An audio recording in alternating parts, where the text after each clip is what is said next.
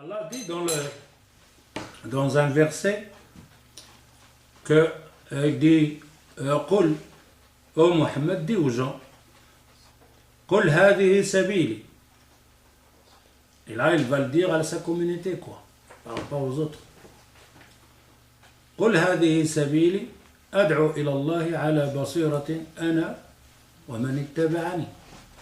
Alors on voit bien que ce verset là il dit ô Mohammed, dis à ta communauté, à ceux qui ont cru en toi, هذه سبيلي, ça c'est mon travail, ça c'est mon chemin. C'est quoi ton chemin? C'est quoi ton travail? C'est quoi ton existence dans ce monde? أدعو إلى الله. Et alors Mohammed, ta création, tout, Allah il t'a créé, il t'a donné tout ça, pour faire quoi comme travail? C'est simplement d'appeler les gens vers Allah. أدعو إلى الله على بصيرة. J'appelle les gens vers Allah Azza wa Jal par connaissance, par science. أنا ومن اتبعني.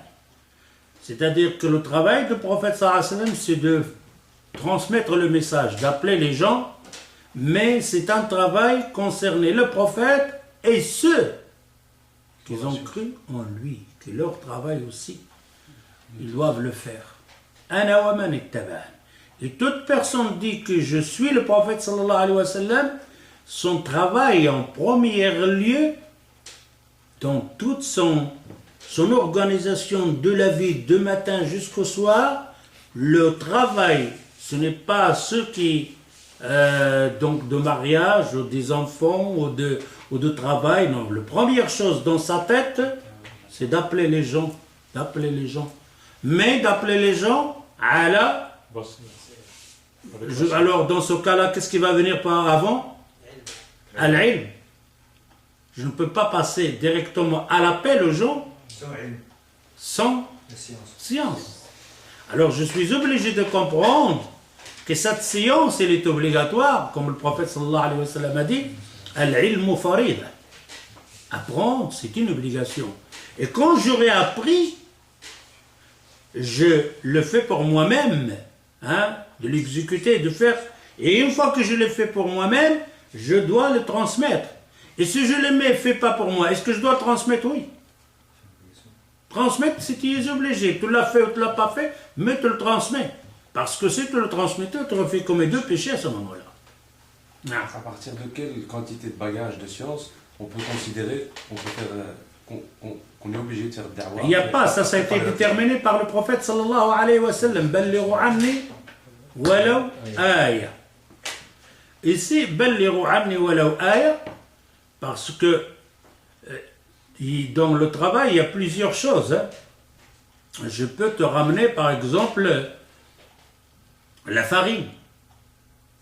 Je te donnerai la farine, mais je n'ai pas la capacité de te dire comment on fait pour faire un pain. Je te dépose la farine, elle est là, ben, regarde. Et puisque déposer les ingrédients. Les ingrédients, toi, voilà, c'est tout ce que j'ai reçu. Moi, je ne sais pas faire autrement. Et là, il y a quelqu'un d'autre qui va te rejoindre, ou toi-même, tu vas chercher. Quelqu'un m'a donné cette farine-là, et on fait comment? Et l'autre, là, oui, c'est comme ça qu'on fait. Maintenant, toi, après, ben, transmets cette farine-là et transmets cette science. Et ainsi de suite. C'est pour ça le prophète, sallallahu alayhi wa sallam, il dit, je suis comme une pluie.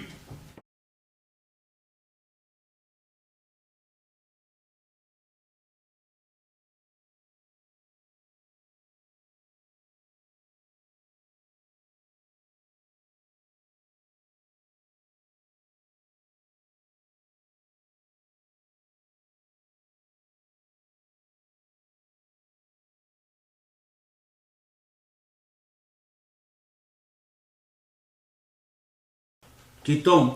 Et cette pluie-là, ça peut, tu as des passerelles de la terre, tu as par exemple le rocher, tu as la terre, tu as le sable, et ainsi de suite. Le prophète, il dit, ça fait comme un genre de pluie. Et cette pluie-là, ça tombe sur un rocher, ça tombe sur la terre, ça tombe sur le sable. Alors, ça, le rocher, c'est quoi? Il dit, c'est comme un munafiq, quelqu'un qui est bouché, dur. Ça vient le hadith, ça vient l'aya, ça ne donne absolument rien. Impénétrable. Impénétrable. Comment arranger? Et l'autre, il dit, c'est comme une terre qui a de l'eau qui a fait pousser de l'herbe. Ça, c'est le savant. C'est clair. Il a reçu, Il donne. il donne des fruits. Il a reçu le hadith, il te donne des fruits. Et l'autre, là, c'est comme un genre de sable. Il absorbe, mais il donne. Il absorbe, mais il n'y a pas de plante. Mais les gens boivent, prennent de l'eau de là. C'est-à-dire que je peux te ramener des hadiths, etc. Et regarde, c'est une capacité de comprendre le hadith, la langue. Mais toi, tu vas essayer de faire des pousser avec cette eau-là que je t'ai donnée, donc de l'air.